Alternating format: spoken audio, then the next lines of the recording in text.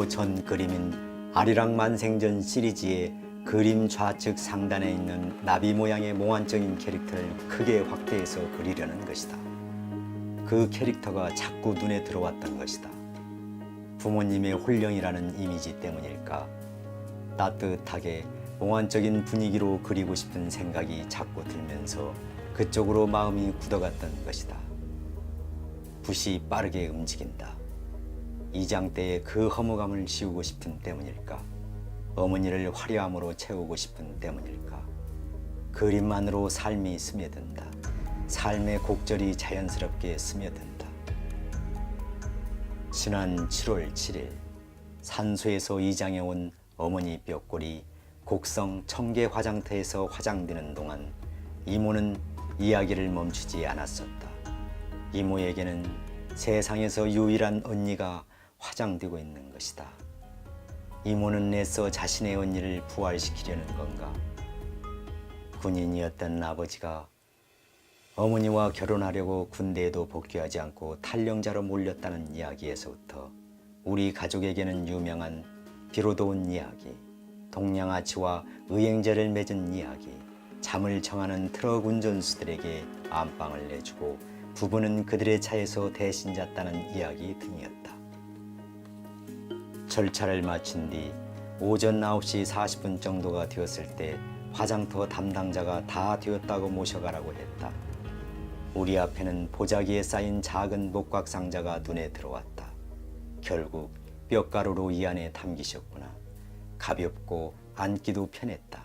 어머니를 품에 안은 채 임실 호국원으로 향했다.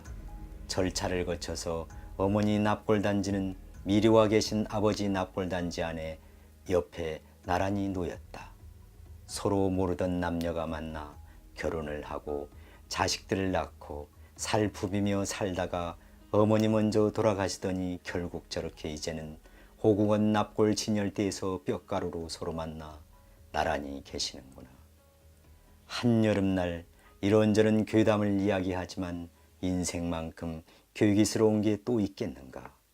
이모, 이삼촌들에게는 그 생기차고 향기롭던 어머니 아버지의 결혼식 날 장면들이 눈앞에 선하게 떠오르리라.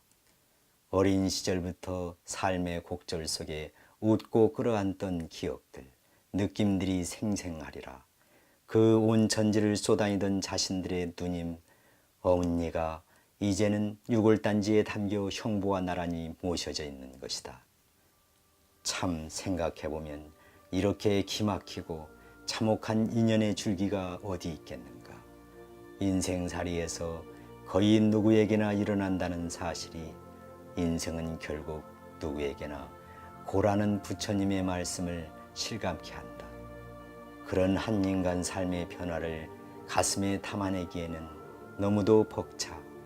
이제는 무심해져 버린 이모 유삼촌들, 나이가 든다는 건 그만큼 무심해지는 것, 그래야 삶을 견뎌낼 수 있기 때문이리라. 그래도 아버지 혼자 모셔진 모습보다는 좋아 보인다. 살아생전보다 훨씬 더 오래 그렇게 계시겠지. 온 들판으로 집으로 밭으로 서로 부딪히며 휩쓸려 다니던 우리 가족들의 모습이 겹쳐든다.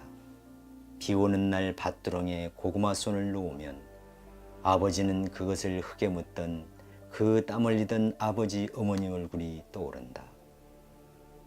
도시의 삶 속으로 복귀해서도 머릿속은 한데 얻어맞은 듯 멍하니 나란히 놓여있는 부모의 유골단지를 떠올린다.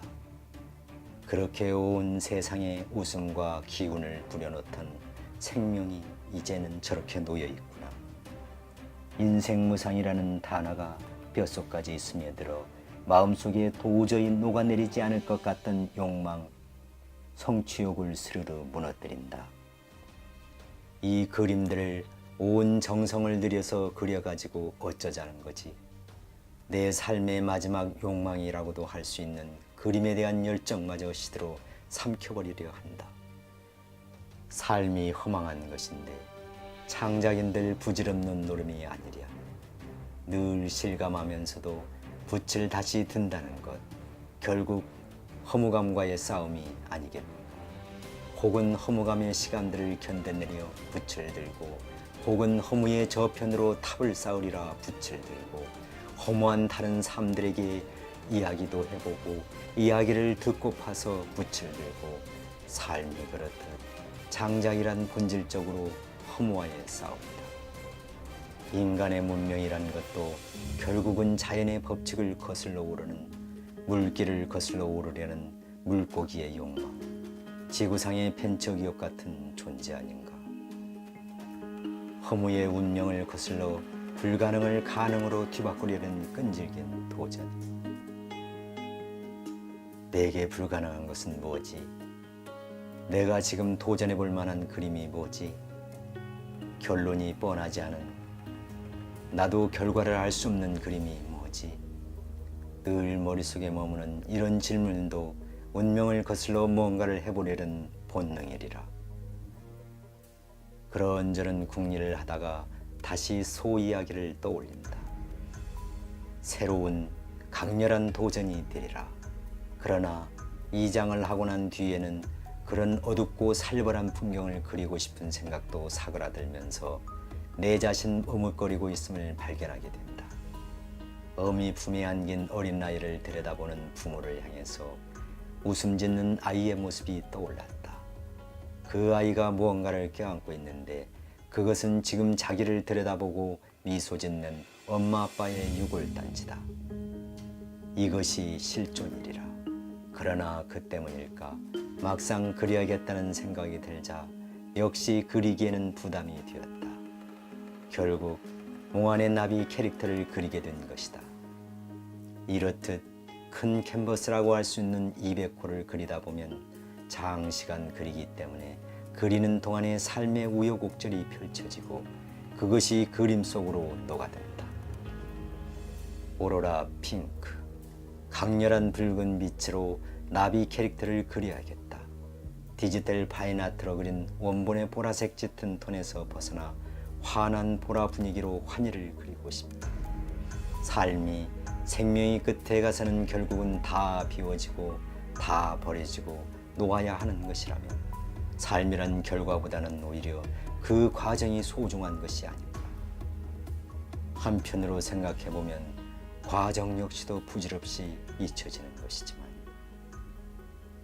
삶에서 과정이 소중하듯 예술에 있어서도 창작 과정, 감상자와의 만남의 과정, 삶과 창작 과정의 만남의 과정 등 과정 예술이 핵심이라는 이제까지의 생각이 다시 한번 굳혀지게 된다.